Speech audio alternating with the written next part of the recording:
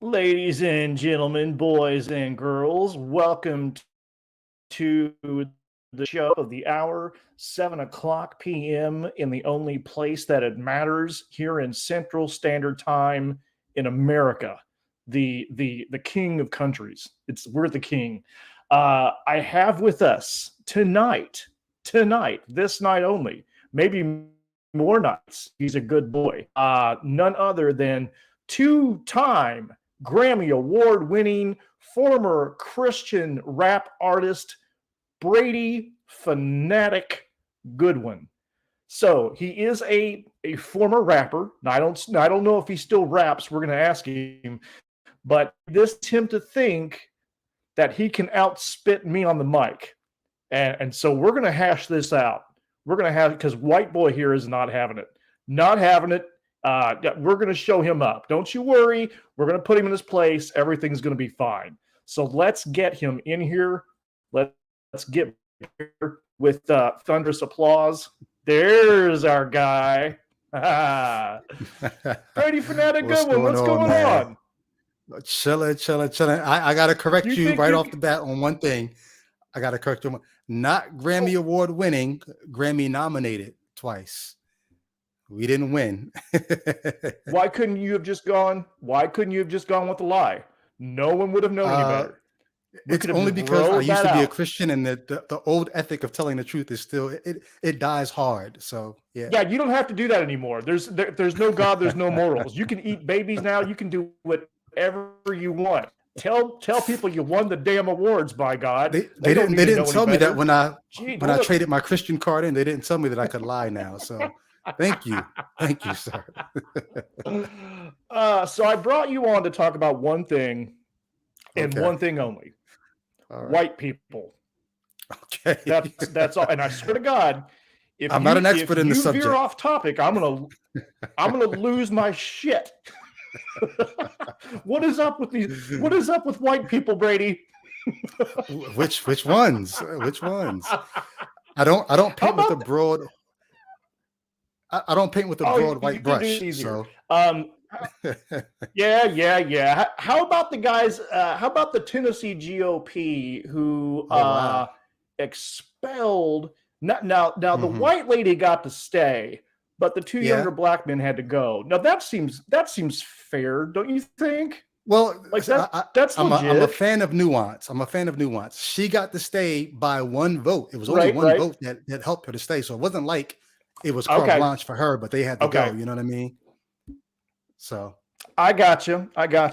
It still seems a little what do you call it? Bullshit. Like Klan Party USA. Like we're burning crosses.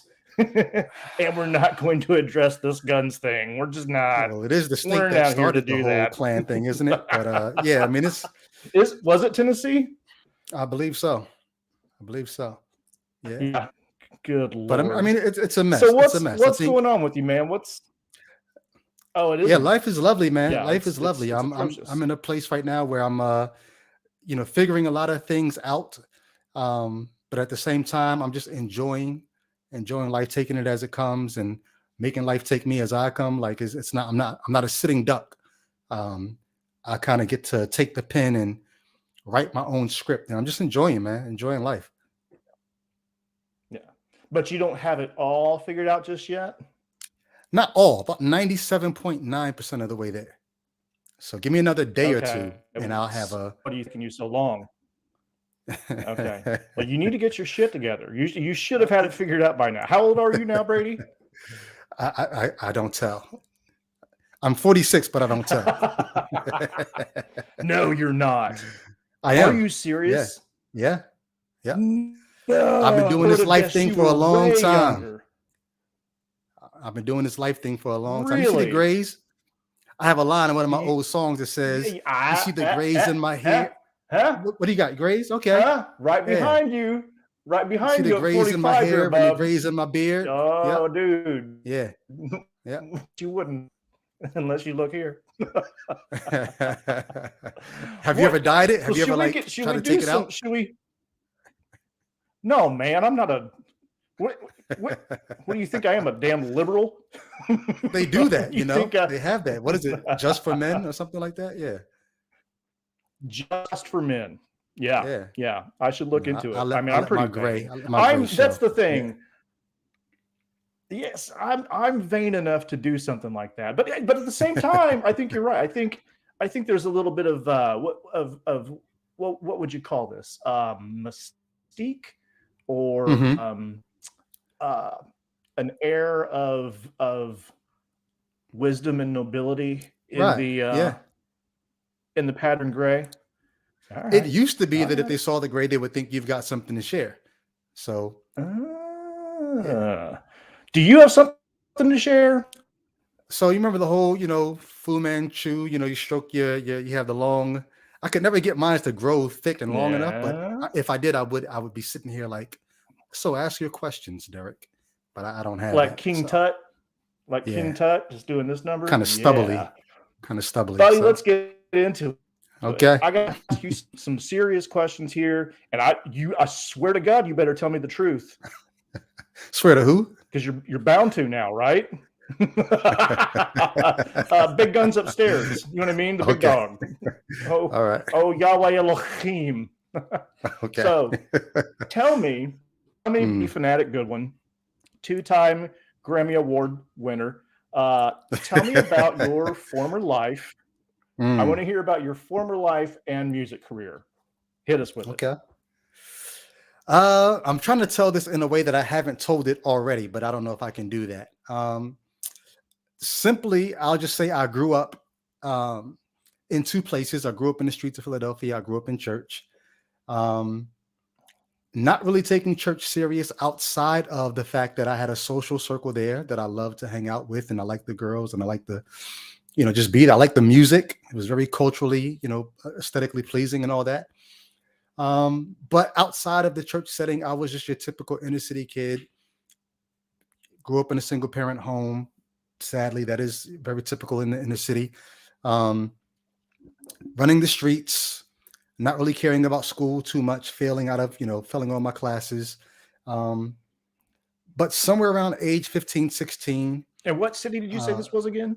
Philadelphia, the greatest city in Philadelphia. Philadelphia, okay. Yeah. Yeah. So somewhere around age 15, 16, I cracked open my Bible and ran into a verse of scripture that just blew my categories. It presented this person of God as a being who was everlasting to everlasting, had no end and no beginning. And I just became a fan of this concept of God. I became a worshiper of God, and didn't really get to understand the gospel for another couple of years, but I knew, or at least I thought, if God is what this verse just told me he was, it was Psalm 90 verses 1 and 2. If God is that, no end and no beginning, then he deserves more than I've been given. I just been giving him Sundays, and not even the whole Sunday. Just, he deserves my all. And so I made it my effort to give God my all, and stopped cursing, stopped sleeping around, stopped cutting school, started making the honor roll in school, stopped disrespecting my mother. I was the model youth group student. I was, and it wasn't really, it was only because, like I said, this idea of God is, he's, like you said, big guns upstairs. You can't mess with him. Big guns upstairs. Yeah. And so it was a couple of years after just being a good guy, just trying to be a good Christian, trying to be good enough to not go to hell. And that involved several, getting saved experiences, going up to the altar several times, rededicating my life to Christ, that kind of thing. And actually became a Christian rapper, not even really knowing the gospel at that point. Not even really knowing the gospel, just wanting other people to at least have the experience that I had had. And in that process, I met other people who were doing this Christian rap thing. And some of them had a much better handle on what we would call the redemptive historical narrative in scripture. And they were, given the gospel, Genesis to Revelation, and the fall, creation, fall, redemption, just that whole. And it was like my categories were blown again. The first time it was just, wow, God's bigger than I thought.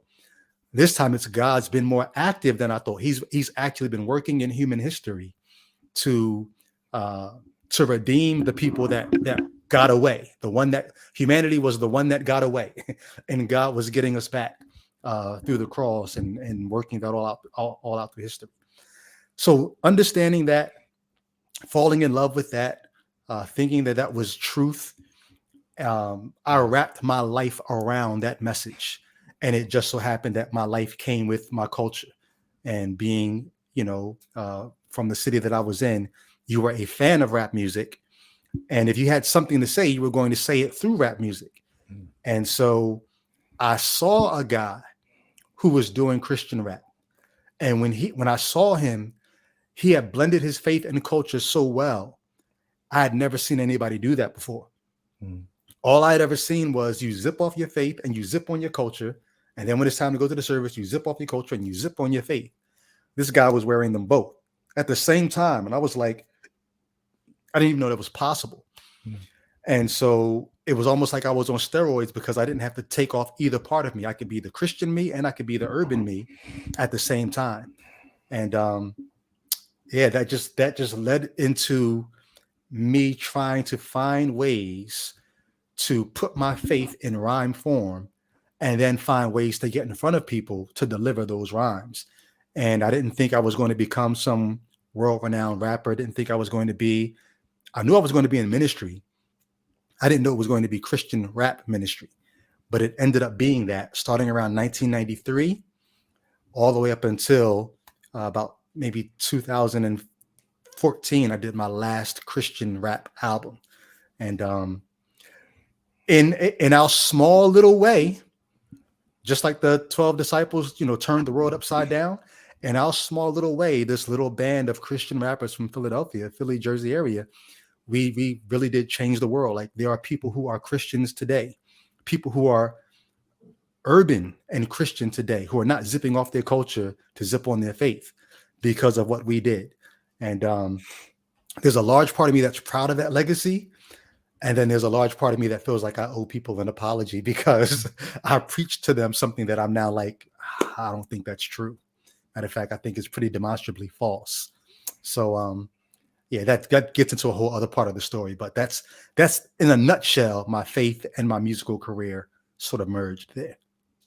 It's interesting as I listen to you talk about that. Typically, when I'm talking to someone and we're discussing deconversion and our past lives, we're usually talking about our past lives in this very sort of sad or regretful way. And yet when I hear you talk about this stuff, it does sound like something that was beautiful and very meaningful to you for quite some time. Like, it doesn't sound to me like you need to have any regrets about this. You were able to wed two things that you were passionate about in a really, like I said, beautiful, momentous, and meaningful way. And that is a legacy to be proud of. Yeah.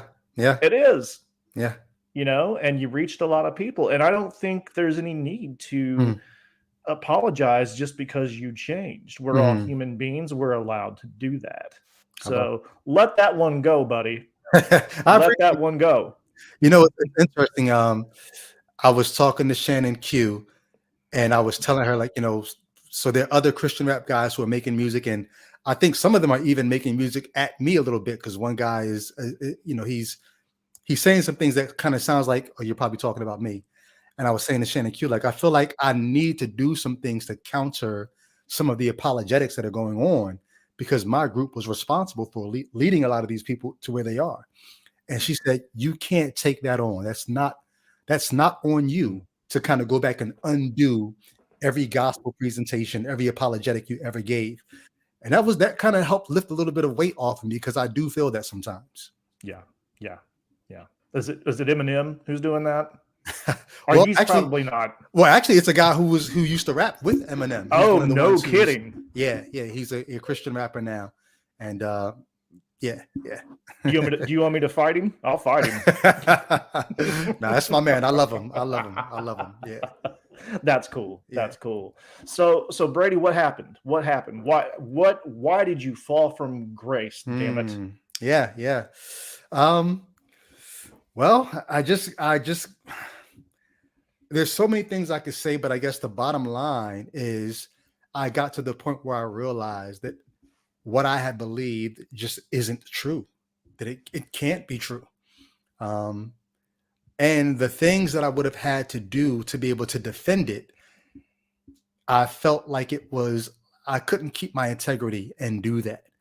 I remember teaching, I was teaching in a secular school. I put together this course, Hip Hop and Ethics, where I'm using my culture to get people to have conversations about ethics and just social norms and what should we be doing with one another. I designed it as a way to sneak my theology into the classroom, the secular classroom. But I remember I got to a point in teaching that this is Sneaky bastard. Yeah. I got to a point where there was a point in the conversation where I would normally jump and say, this is where I designed this whole 10-month course just to get a student to raise this question so that I could plant a seed of the gospel there. And one of those moments happened in a class, and I was like, okay, plant that gospel seed. And something in me was like, don't do that. You know, that's not true. Mm-hmm. You know, you're going to have to come back behind and clean this up. If you say that, and I started noticing those kind of like things that happened, prior in seminary that kind of caused me to doubt and caused me to question. I knew the foundation of my faith was chipping away, but the more I was just in the world trying to see how much of my faith could I still believe, even though it was fracturing, more and more of it, I was saying, you can't say that. Don't tell that person that. You're not really willing to stand behind that. And so I was preaching less and less and less and less. And I just realized I don't believe this. I don't believe it anymore. Yeah. What specifically broke it for you? Or if you can't narrow it down to one thing, are there examples that you were just like, this can't be? There's so many things. Like, I wrote a whole book, people say, they don't want to respond to my book because I cover so many different issues. Like, it's not a gish gallop. These areas are all connected. And so one of the main things is, can you believe in a literal Adam and Eve? And can you believe in a literal Adam and Eve in light of what we know about human origins at this point in our scientific endeavors? No, you really can't. This is not even introducing ancient Near Eastern studies into the picture and how that blows the Adam and Eve story out. This is just scientifically things that you really can't stand behind anymore. And seeing other Christians say this, not like non-believers or liberal, the people that you would name as hey, this guy, William Lane Craig, when he starts bending over 90 degrees backwards to try to still fit an Adam and Eve into what we now know, because scientifically we really can't get there. It's like, man, I see where this is going. Like, I see the trajectory. Give us a good 30, 40 years, we won't be saying any of the things we're saying now. Not saying that there won't be Christians, you'll be different. The things that you're calling liberal today or progressive today, it will be the norm in 30 or 40 years. And I just said, I'm not going to play that game. I can't, so if a student says, there's part of my course that was designed to get people to say Christian things without knowing it. So for instance, I would ask them, do you typically have to teach people to, are people naturally good or naturally evil, naturally bad, something like that? And some students will say people are naturally good. Some will say, no, we're naturally bad. Then the next question will say, do you normally have to teach toddlers or infants what's right or teach them what's wrong? And the students are supposed to say, Dad, they somehow kind of just end up doing what's wrong. You got to teach them what's right. And then my next question would be, okay, well, then go back to the first question. if you have to teach them what's right because they naturally do wrong, Ooh. are people naturally good or naturally bad? It was all designed to get them to gospel ideas without giving them the gospel. And so it was one class where a student they followed my trajectory. I got a whole workbook designed to this progression. Student said, yeah, why is it that we naturally do what's wrong? And I had one student say something that sounded very like, it was like kind of like a social bio explanation. Like, it's not that we naturally do what's wrong. We naturally do what's not preferable to others because we're self-centered. We have to learn to consider others' feelings. I mean, that is kind of how it works. But the old Christian me was supposed to say, why do we naturally do what's wrong? Because we're born in sin. And I was supposed to lead them to something back in the Garden of Eden and say, but this is a secular course. We can't really go there. But if you ever want to discuss this, come see me later. And I realized you sly son of a bitch. Oh, you have no idea how creative I was with my gospel presentations. I can imagine. Right. So my songs were all set up to take you on this long meandering road. And then by the end, you're like, damn it, you gave me the gospel. Yeah. And I'm sitting there, stroking my Fu Manchu, like, yeah. But when that happened in the classroom and the Christian me did not jump at that opportunity to say, well, the Bible does give us a reason why we naturally do wrong, Adam and the garden. My inner battle was, don't say that to them. Don't tell those kids that. I said, oh no, something's wrong. Like, I knew internally I had a problem, but I never, it was one of the first times I said, okay, now I have a problem saying this to other people. That means something's going on here. So, I mean, a million cases like that. That's just one. Yeah. Do you wish that more people were as selfless and flawless as me?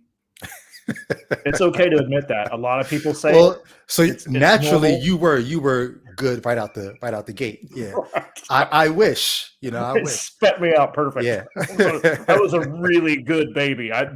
No. My family has stories. I was a little brat, if you can believe that. Right. I was a good kid in school. Then I got into my 20s and I got into drinking, and then everything went to hell. It was bad. Wow. It was bad. Do you still remember any of your raps? I remember all of them. Yeah. Can you give us a little something? Not to put you on the spot, but you're on the spot now. One of my favorite rhymes is a rhyme that I think is called C to the R. And so you may not be able to follow the rhyme patterns, but my rhyme patterns are kind of all over the place in this one. But it just goes, I'm free from the bondage of having to sin, having to give in, loving the world's top 10, having to not win when I struggle. I'm free to love the Lord with all of my might, seeing light with all of my sight, vision unimpaired and clearer than ever. Now is my faith, my salvation, nearer than ever, nearer than when I first believed, than when I first received life from the giver. Wellspring spring up inside, right from the river. Euphrates style, Euphrates cats prowl on defense and howl in defense. I'd rather find out how to repent to the wildest extent while this world waddles away in their childish events. So it's that kind of the rhyme schemes are kind of, there, but you should have stayed a Christian. That was you blew it. Could you not do secular rap? So I probably could. So several things. I don't want to hear everybody excuses. Not everybody can be a Jay-Z or Nas where you're in your 40s and 50s and still putting it together like that. I probably could. I have friends who are, in that age bracket and they still get busy. But I put a lot into my writing. Like, there's a lot of wordplay. There's a lot of alliteration. There's a lot of, and when I got to the point where it seemed to me that listeners were not really willing to put that work in anymore to appreciate that, because people were kind of dumbing their rhymes down. I said, all the work that I put into my lyrics, I'm not going to put it out there just to have people talk over it at a party or something like that. Like So even before I deconverted, I started writing books because to me, it was always about communicating a message. But the rap just happened to be the format that worked at the time. When that format stopped being as effective, at least for me, it wasn't as fun anymore.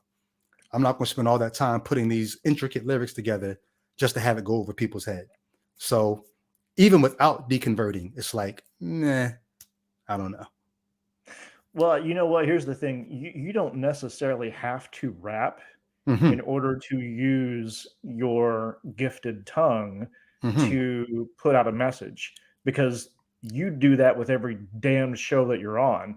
That's why the first time I ever heard you on Myth Vision, I just happened to tune in to Myth Vision while you were on, and I was just like, just listening to you speak.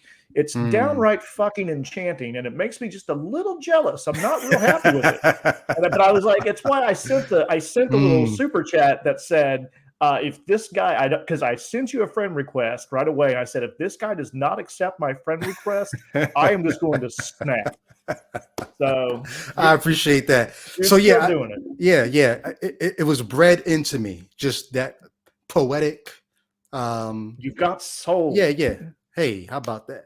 You do. Yeah, I appreciate that. How did you break it to people? Oh. Well, most people, I broke it to them with a deconversion video. That video that went out on Facebook in January of 2022. That was my breaking it to people. But backtrack, I spent the last couple years before that slowly chipping away so that people could kind of like, when I finally did deconvert publicly, they'd be like, oh, I get it now. So if you go back through my Facebook wall, that's where I'm most active. You go back to my Facebook wall, you go back to 2019, 2020, and you see certain things that I'm saying, and you can kind of be like, I had people actually ask me in 2021, like, yo, are you still a Christian? What's up, Brady? But I had never said anything like definitively. It was just sometimes it was the social stances that I was willing to take. Not being as pro-life as my Christian community, or being more tolerant of LGBTQ, like just saying certain things, or not being as right-wing. Some of those things were making people say, yo, where you at? Where you at? You're not the bigot you used to be. What's going on here? Exactly. Were you going to be being friends with the gays now? What's going on with you? Yeah. Oh my goodness. So how did people react? How'd they treat you? It depends. Everyone, like, the responses were as different as people are. So there are some people who told me, basically, I can't call you a brother anymore. There are other people who told me, you're still my brother, regardless. There are those who said to me, the day you start being vocal about your unbelief, you become an enemy of the cross, and we got to deal with you like an enemy combatant. And so it's like, okay, cool. We could do that. Because to me, it's not personal. Like, these are, at one time, it was the most personal thing to me. But now I'm like, it's a set of propositions that I don't agree with anymore. And so some people, I do understand, they feel like I'm attacking them. They what did they talk about Paul on the road to Damascus? Jesus supposedly interrupts him and says, Saul, why are you persecuting me? Who are you, Lord? I'm Jesus of Nazareth. And they say, well, he wasn't persecuting Jesus, he was persecuting Christians, but Jesus and Christians are so wed together that to persecute one is to persecute the other. So for some Christians, the fact that I am saying things that are, coming against the gospel, they take it very personal. And I understand that. I would too if I was still a Christian. To me, I'm just like, at this point, I get people texting me at 2:00 in the morning telling me I'm going to hell. Like personal friends telling me, like, still? Yeah. Not still. Okay. Not since I put them on blast. I'll take screenshots of what they send me, and I'll just post it on Facebook. So I don't get that too much anymore. But yeah, so It's wild. It's wild. It sounds to me like what happened then there was that they fucked around and found out. Exactly. Is that what? Okay, I see. Exactly. Yeah, it sounds like you outsmarted them every step of the way there. How do you feel about the new community into which you have come? And additionally, this is a two-part question. What has this done for your self-esteem? I wonder. Wow, that's a great. No one's ever asked me that before. I'm good. There's no off position on the genius switch. Yeah. So I've said this. I think I said this on almost every podcast I've done. I've not yet really let go of my former community, even if many of them have let go of me. I'm still on Facebook several times a week, not like there to cause trouble, but there just to like, hey, think about this. And it inevitably, ends up being 200 or 300 comments of, why we disagree. But I'll say this. The new community that I found of skeptics and atheists and agnostics and just people who are just, they haven't totally left religion, but they're not Christians anymore. I found them to be extremely welcoming, loving, non-judgmental. You know what I mean? Like there's some things that I've shared with people that I can't share with my Christian friends that I've shared with people like you and Derek. You're like, Brady, guess what? Nobody cares about that. Like you're good with us. Yeah, you can know tell what I mean? us Like anything. You're especially not gonna offend this guy. Good luck. Yeah. So yeah, I think the community, I'm the one that I feel like I need to find a way to open my arms up more to the new community, because I think there's still a part of me that's like, but you're atheist, you're going to hurt me. You know what I mean? There's an old mind that dies hard. And I think I'm still fighting whether or not I'm okay with being called an atheist, because I'm always quick to say I'm atheistic. You know what I mean? I'm atheistic as it pertains to any of the revealed religions as to whether or not there is a God. I think God is a ancient hypothesis, but who knows? There's some cause for the result that we are. So anyway, I think, yeah, I'm very appreciative of the people in the new community that have just been like, hey man, you're where many of us, we've traveled that road. We've ended up in this place. You're not alone. You're not, life doesn't end here. And so I find myself wanting to do for others what the new community has done for me. As for my self-esteem, it's been ridiculous, yo. Like just to realize, oh, it's on me. I don't have a higher power to appeal to. It's on me. That's frightening, but it's freeing at the same time. And I've realized just how resourceful I can be. And so it's been crazy for my self-esteem. Yeah. Well, I'll see what I can do to take it down a couple notches. I don't want you feeling too damn good about yourself. Jesus.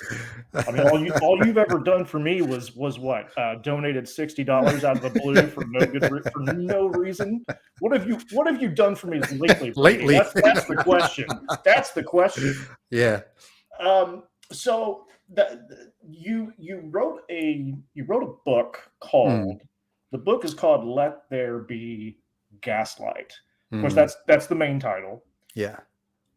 How would you say that the church, ministers, apologists, and whatnot, how would you say they gaslight us?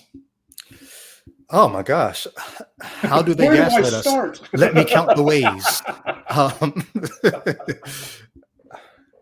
How don't they gaslight us? I mean, have you ever, listener, viewer, watch, have you ever noticed something in the Bible that just looks like, this is a little off? And then have someone tell you, it's not the book that's off, it's you. Here's why. It's, let us make man and God. That sounds like God's talking to some others. Oh, that's the Trinity. You buy that? Oh, that's like, That's not ancient Israelite polytheism. That's the No, not at all. Trinity. Not at all. That's Right. that's Jesus. They Yeah. didn't know his name yet, but that's what they're definitely thinking Right. there. Right. Yeah, I mean, there's any number of ways, but for me in particular, it was evolution. It was Christians getting a hold of, so let's say, you know, Francis Collins, who's a Christian, but will tell you, there's so many of them that there's so many. He wasn't one of the ones I'm about to explain, but so many Christians who they were going to go off and join the Answers in Genesis crowd or Discovery Institute crowd, and they went to school to become geneticists and biologists so that they can take those degrees and go back to Answers in Genesis to do a bang up job defending young earth creationism or just creationism in general. And then while taking these courses, these Christians end up saying, oh no, I can't debunk evolution based on geneticism or based on because the evidence is here. And so they end up going back saying, well, dag, if I can't debunk it, then I've got to either become a theistic evolution or I've got to do this or I got to. But rather than just say, hey, this means the Bible's wrong, you end up saying I explore this in my book, all the different kinds of things that the believer can say to still get some kind of truth out of the Bible without saying it's not true, even though you're saying it's not true in the way we thought it was true. To me, that's gaslighting. Yeah. Hey, real quick, a couple laundry or house cleaning duties. First of all, I want to let everyone know I do see your super chats, and we will absolutely be taking those as soon as I am finished conducting a thorough interrogation of this man here that you see here. Also, I want to share, Brady. I think I have your. Do you do a lot of stuff with your own YouTube channel? That Ichabod? Yes, my YouTube channel is Ichabod. Let me pull that up here, by golly. ICHAPOD. I'm going to pull that up on the screen for everyone to see. You see that? You see that, kids? 25 videos, 1,160 subscribers. Let's grow that. He should have way more than that. He should have way more than me. This is redonkulous. Get him up there. And then subscribe. Check us out. While I'm at it, I'm going to go to my Google. That does not say OnlyFans. That's a misreading. It doesn't say that. But let there be light. This is embarrassing. Let there be gaslight. And voila, this is the book, ladies and gentlemen. Written. So, can you give me a quick overview of this book, Brady, while I've got it up on the screen? Sure. Now, I still see the YouTube. I don't see the book. Oh, you know why? It's because I did this wrong. Let me stop sharing. Let me go to present. This is proof positive. I have no idea what the hell I'm doing. Here you go. All right. Fire away. Yep. Let there be gaslight. Basically, this is me sort of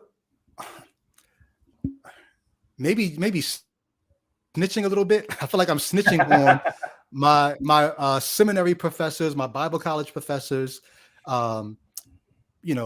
Christian apologists. Like, hey, here's how they answer some of these obvious questions that you really should be asking about Genesis. And here's what they all say. Many, not all, I couldn't include all of them. Here's how they would answer these questions. But here's how, if you're going to be honest, I think honesty demands that you sort of reject these answers because they kind of can't get you where you're trying to get in terms of truth. We know enough to know that it can't be what they're saying. And so I'm posing questions. I'm letting theologians, Christian theologians, Old Testament scholars, apologists answer the questions. And then I'm basically discussing why I don't accept their answers. And then the hallmark of the book to me is The subtitle is, Does the Bible Tell the Truth About Our Creation, Fall, and Redemption? And I walk through each of those. Creation, the Bible's not telling the truth about creation. The fall, I look at Genesis compared with ancient Near Eastern literature to show why the Bible's not telling the truth about a fall. Where did Paul get this idea from that he talks about in Romans 5? And how do we know that that can't be the case scientifically and looking at the literature? And then if you have no creation and no biblical fall, why the hell do you need redemption? My problem with Peter Enns is the one that kind of started me on this journey. Peter Enns, so Peter Enns wrote the book. Oh no, that's Paul Enns. I'm yeah. Don't listen. Oh, he is Enns. I forgot he was Enns. Yeah. No, Peter Enns. I just ruined the entire show. God damn it! I always do this. It's live, but edit it out anyway somehow. Peter Enns is a former Westminster Theological Seminary professor. Wrote a book called The Evolution of Adam, in which he tried to say, even though we now know that Paul was wrong about there being a literal historical Adam and Eve, and therefore there was no fall, we still need redemption because we could see sin and death in the world. And I just sort of take that idea to task. And if there's no fall, if there is a naturalistic explanation for human origins, then there probably is a naturalistic explanation for what we've been calling the fall and sin. And so I kind of just worked that out. And the last part of the book, I had to explain to myself, okay, then if there's no spiritual cause of sin, how do you explain the evil we see in the world? In the last couple of chapters, I worked through this idea of morality without God. And so that's the book in a nutshell. This sounds like an amazing book, and I must confess, I have not read it myself yet, so shame on me. But guys, here it is, only $9.99 on Kindle. Sounds like I know what you mean. Guys, get your hands on this. What are you doing with your lives? Beat me to this, please. Now you said that early on there, you said you were kind of snitching on your professors. Brady, what do snitches get? Snitches get stitches. That's right. And I had no short supply of urban apologists lining up to give me stitches about this book. They talked about every typo. They talked about everything that they thought was wrong with the book. I mean, there are more videos about the book from urban apologists trying to take me down a notch.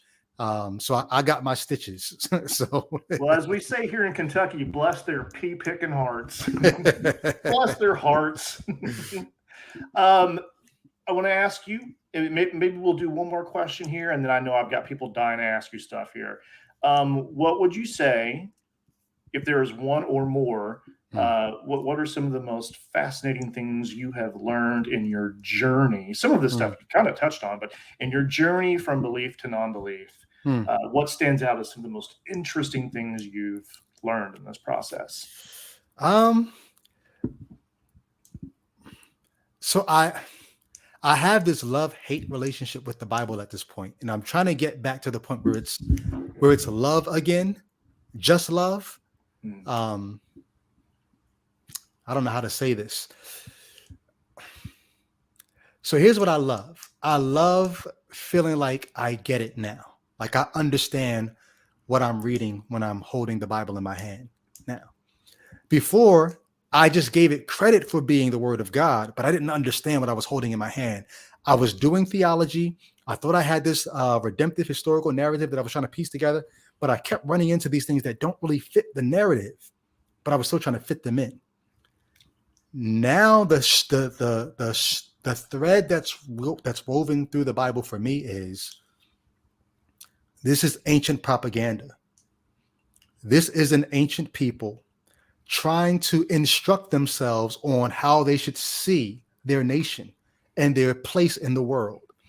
And so you're looking at these stories and, stories borrowed from other cultures, historical things changed for the sake of making certain points. But the point is, it does something for the current generation who's reading it. It gives them their identity. It helps their soldiers, feel like, we should go fight this battle because the same God who was with our forefathers back there that we read about, he'll be with us in this battle. You see this story and it all fits. Like that's the meta narrative that makes all these little things fit is propaganda. So when you read, I think about it, here we are today in 2023, and you still have people voting in such a way as to do what's in the best interest of Israel. That's effective propaganda. These people wrote this thousands of years ago, and they still got you today doing what's in the best interest of the nation of Israel. That's fascinating to me. Yeah. And there's probably no way they could have possibly guessed that the things, the propaganda they're writing, right, which is really only relevant in their current day circumstances, right. that it would have actually had this profound an effect this far into the future. They'd be blown away. They'd be blown away. And of course, they probably thought, the show would have been over by now, right. So wouldn't it blow their minds to bring that? I'd love to bring Jesus back. I wish there were a second coming sometimes. So that maybe he'd come down here and meet with the grand old party we were talking about earlier, and we could just look him in the eye and be like, "That's so not what I fucking said. That you're not even close. You're not even close." I want to take the atheists and the libs out to brunch with me. You guys get to stay home. Well, Buster, man, there's a reason you're a fan favorite. I'm telling you. We're gonna take some damn super snaps. We're gonna take some snooper snaps now. Are you ready for some snooper snaps? Snaps. Okay. We'll take some snooper snaps. Let's do this, buddy. I have got Zachary Lahucky. Hey, he's a good guy. Says, I'll be honest, Brady, I am not a fan of rap. Shots fired. But for you, I think I could make an exception and look up some of your music after this. All right. If you're a Christian, you'll love it. If you're not, hopefully you'll be a fan of poetry and find something that you can appreciate there. He's not. But no, dude, when you were speaking earlier, I was sitting here grooving. I don't care. I don't care if it was, I actually had when I lived in Nashville years ago, I had a friend there that was a contemporary Christian music artist. Andrew Carlton was his name. And, even then I was more or less agnostic. I didn't believe any of this stuff anymore, but I still loved and appreciated his music, his voice, his rhythm. Yeah. I mean, I loved it. I would sit in the car and play his music, and I didn't believe any of this shit, but I loved his music. Yeah. You can still appreciate the art form. For sure. What else we got here? Zachary Lahoki again for 550. He says, in your book, you talk a lot about conflicts between science and core ideas in Christianity. Brady, what are your views on eminent religious scientists? I'm not sure what you mean by eminent religious scientists. What does that mean? I wonder if, I'm not certain either, but I mean, you did mention eminent religious scientists. You mentioned the guy who was the head of the Genome Project. What was his Francis name? Collins. Francis Collins. Mm-hmm. I'm wondering if he's talking about that kind of thing. And if Zachary, if you want to be more specific, feel free to hit us with something in all caps so that your message stands out, so that you don't have to pay again for another super chat. But I do appreciate these. But if in case that's what he's talking about, what do you think, Francis Collins and guys like that? So I know Francis Collins, like very many people of his ilk, they rely for their spiritual impetus on people like C.S. Lewis. C.S. Lewis was not a theologian, but he was somebody who was very thoughtful about his faith and found ways to reconcile his faith with what was being discovered about the known world. And so you have these sentimental reasons for believing, even if they're not reasons that are attached to truth claims. So C.S. Lewis would call Christianity a true myth, so I don't know. I'm not very. I used to be very impressed with C.S. Lewis. Yeah. And I read his work now, and I'm just like, I don't know how that held so much sway for me. Yeah, so that's my thought on those types. Gotcha. Great question, Zachary. Let us know if you did mean something a little bit differently from that. Please do. And thanks, as always, for your support, man. You're very much appreciated. We've got Michael Apple. If ever there was a smart ass, Michael Apple for $10. So how do you account for all those finely tuned bits of the universe, huh, smart guy? So I just had a 200 comment thread on my Facebook page about the fine tuning argument. Oh, I missed this. Yeah. I just I put up an idea that I thought might be a good challenge or even a defeater to the idea of fine tuning of the universe, because it sort of suggests if the universe had to be finely tuned for life to exist, that God was playing by a certain set of rules, that he had to finely tune the universe to that setting. And so where did these settings come from? Is God not omnipotent so that he doesn't need certain settings? Scripture says God holds the universe together by the word of his power. So is it by the word of his power, or is it by these finely tuned laws of physics? Does an omnipresent, omnipotent God need finely tuned laws? And so anyway, yeah, it's a good question, but it's a funny question. He was in that discussion with us, helping to hold the fort down. Yeah. What kind of pushback did you get? People telling me I don't understand the fine tuning argument, or it's not meant to say what I was making it say. And then other people just, basically tried to, because one of the options I tried to give was, okay, if God's not finely tuning the universe according to some set of laws that exist outside of himself, then are you saying that these laws are sort of a reflection of God's own character? But if you say that, like Christians often say about morality, if you say that, that just makes God have physical properties in his character. So you kind of made your God physical in the process of doing that. So I had people, thinking through the issue, then others who just kind of wanted to shout it down. Yeah, I just like helping people think. I'm thinking through it myself. Yeah, I like how God fine-tuned the universe for life because he prefers having moral agents around. But the vast majority of the universe is completely inhospitable. I mean, downright lethal for life. Right. And what's more, as Brian Cox says, if you measure from the Big Bang to the heat death of the universe, when even black holes have completely dissipated, in all that time, life will only have been present or permissible for the teeniest, tiniest sliver of a fraction of a moment. It doesn't seem like life was a major priority for God, if in fact he fine-tuned the universe for life. So it makes me wonder if that whole argument is a big pile of apologetic bullshit. It's a very narcissistic argument. You know what I mean? Like because we understand our sentience, we think everything is about us. It must be.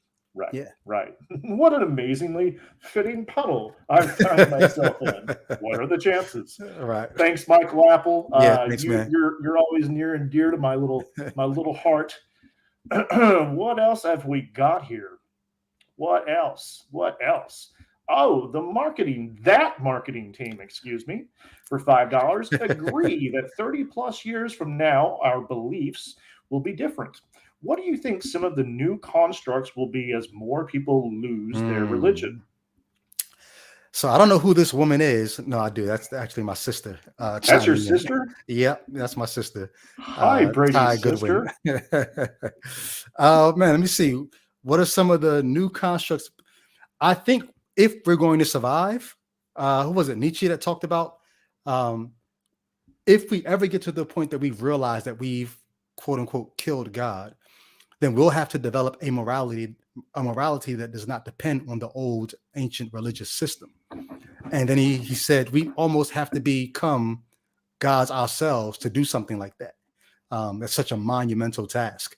But I think one of the new things that will be part of the ethos of this post religion world, if we ever get there, I think it would be humanism. I think it would be either humanism or some kind of way that we don't just think about humans' well-being, but all life, where we find a way to. Christians are probably going to love when I say this. We'll probably find a way to do sort of what Jesus is supposed to have said: "Do unto others as you would have them do unto you." We would make ourselves the center of our morality, and I think that kind of is the best way to go. So yeah, I think humanism would probably be what the future holds for a post-religious world. I feel like, in a sense, we've already done that. That secular morality already exists, or else we'd still be stoning people for not attending or for working on the Sabbath. I feel like if religion died away, secular morality would still be there in place as it kind of already is. We just probably wouldn't have all the same archaic rules or expectations, you know? Yeah. But I don't know. But thank you, that marketing team. That's Brady's sister, who's evidently both beautiful and smart. Nice to meet you. No, thank you so much. I appreciate that. So she must be a big supporter of you, huh? Yeah. Well, actually, when you asked earlier about moments where I could see my faith was fracturing, one moment was me and my sister, who was just on the screen. We used to have these debates, and she grew up, going to church like I did, went to college, and was very devout Christian in college, doing ministry and all that. Changed her career path because she felt God was calling her to work with kids as opposed to do what she wanted to do. And then she ended up deconverting and now has her own idea of spirituality. But in the last several years, her and I would have these debates, and I found myself giving her my old Christian defenses. And then my heart was sort of getting weak in terms of, I can't even say this to her. Like, I don't want to be saying this kind of stuff to her anymore. And one time we were having a discussion about, I don't know, it was about the Tower of Babel or something like that. And I was trying to explain to her why it wasn't as erroneous or foolish as it seems on the face. Because if you understood this about Hebrew and if you understood this about this, and she said to me, so why would God make it that hard that people have to go through all this schooling and if God wants to be known, why doesn't he just why is it got to be, you have to know all these languages and all that just to, and I in my heart, I was getting ready to put together this whole apologetic for why it had to be that way. And God would, give gifts to men, as Ephesians 4 says, and he's going to give teachers and prophets, and they're the ones who are going to come and be able to explain. And I found myself saying, don't say that to her. Like, you could spend all this time saying that to her, but at the end of the day, she's got a point. Like, why? Why does it take all that just to understand a God who claims he wants to be known? And when I found myself like unwilling to argue with her anymore, that was one of the signs of, you probably don't really believe this anymore. Yeah. So in that moment of seeming sibling rivalry, you got your ass stomped. You got your ass handed. She handed you your ass. Yeah. That marketing team beat that ass. What are sisters for, man? All right, kids. Is that I'm looking to see if there are any more super chats, making sure I haven't missed anything. Let me just review this stuff one more time. Talk amongst yourselves, guys. Last call for super chats. Last call. We still got 27 people watching. We'll wrap this stuff up soon, unless you've got any burning questions, comments, observations, insults. Because remember, this guy says he is riding high on the self-esteem thing here. We got to take him down. That's how you make yourself feel better about yourself, is by putting down others. So this is your chance. This is your chance. Don't let him walk away happy with himself. We can't have it. I'm looking to see here. Let me go ahead and ask you this: what advice would you give to someone who is on the brink or questioning their faith? Yeah. My standard advice really is don't stop asking questions and don't accept bullshit answers. You know bullshit when you smell it. Um, I got to the point where I'm like, yo, if God really wants to holler at me, he knows where I live. Like the fact that I used to think God And that's in needed Philadelphia. right, that God needed me, right? Or maybe, he chose to use me.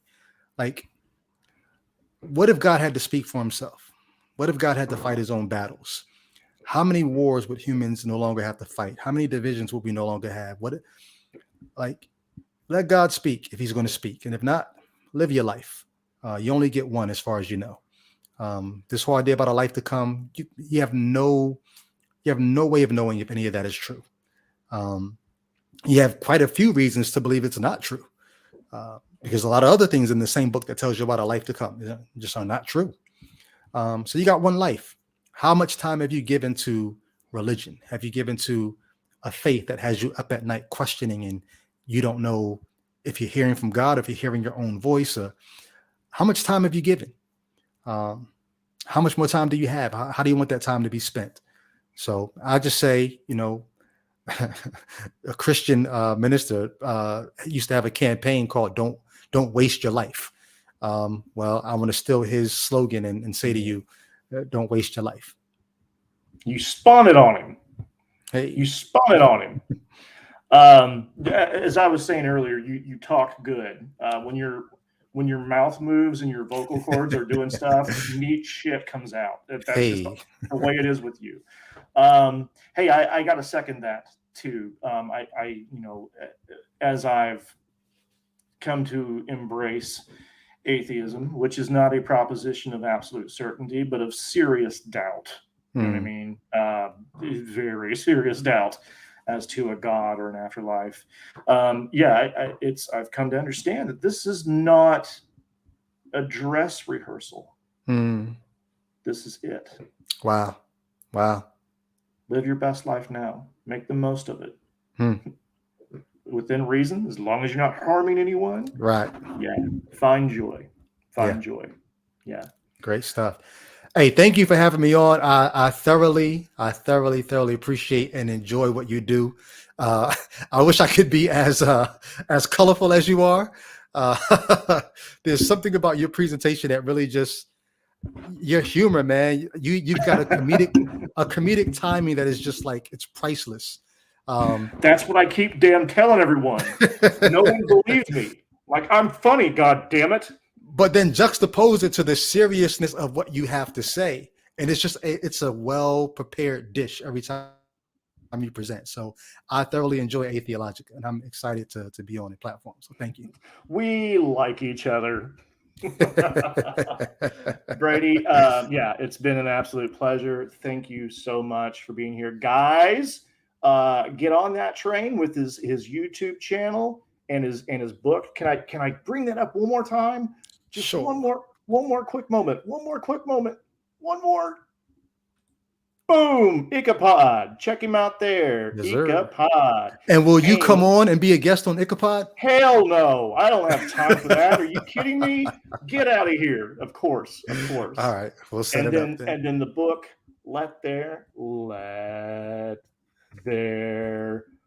Be, and present, and boom, shakalaka.